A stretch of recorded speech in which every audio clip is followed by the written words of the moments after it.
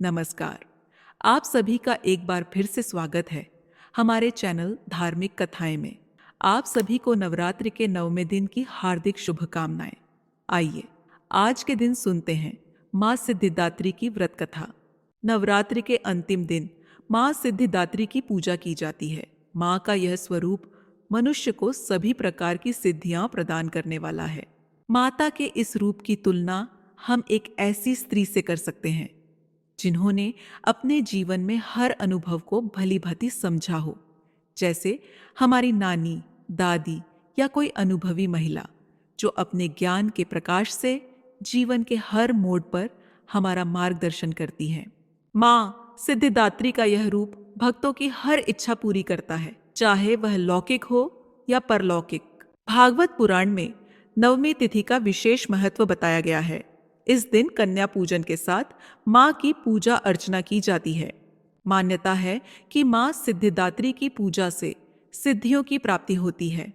मार्कंडेय पुराण के अनुसार 8 प्रमुख सिद्धियां होती हैं: अणिमा, महिमा, गरिमा, लघिमा, प्राप्ति, प्राकाम्य, ईशित्व और वश्यत्व। जो मनुष्य इन सिद्धियों को प्राप्त कर लेता है वह ब्रह्मांड पर पूर्ण विजय पाने का सामर्थ्य हासिल कर लेता है। यही कारण है कि न केवल मानव बल्कि देवता, यक्ष, गंधर्व और असुर भी माँ सिद्धिदात्री की आराधना करते हैं। एक पौराणिक कथा के अनुसार भगवान शिव ने इन्हीं 8 सिद्धियों को पाने के लिए माँ दुर्गा के सिद्धिदात्री स्वरूप की उपासना की थी। माँ की कृपा से भगवान शिव को सभी सिद्धियां प्राप्त हुईं। इन्हीं की कृपा से ही भगवान शिव का आधा शरीर नारी का हो गया और वे अर्धनारीश्वर नाम से प्रसिद्ध हुए।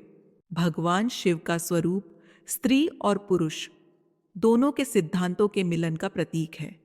यह रूप हमें यह संदेश देता है कि स्त्री और पुरुष एक दूसरे के पूरक हैं, एक दूसरे के बिना अधूरे हैं और सृष्टि के संचालन के लिए दोनों का साथ आवश्यक है।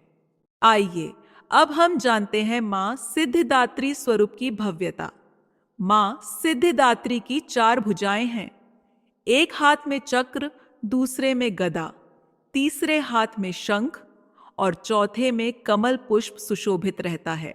माँ सिंह पर सवार होती हैं, जो शक्ति, साहस और विजय का प्रतीक है। ये कमल पुष्प पर भी आसीन होती हैं। माँ का मुख अत्यंत मंगलमय और शांतिमय है, जो भक्तों को सुख और शांति प्रदान करता है।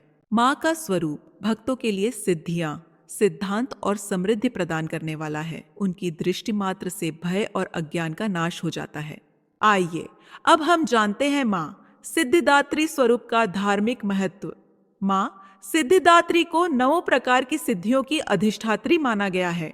इनकी कृपा से साधक को अलौकिक शक्तियां प्राप्त होती हैं।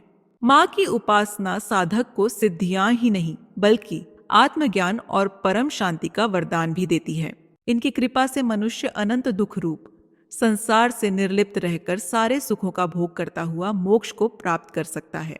सिद्धिदात्री माँ के कृपा पात्र भक्त के भीतर कोई ऐसी कामना शेष बचती ही नहीं है जिसे वह पूर्ण करना चाहे। माँ सिद्धिदात्री की पूजा से कुंडली में केतु के किसी भी बुरे प्रभाव को दूर किया जा सकता है।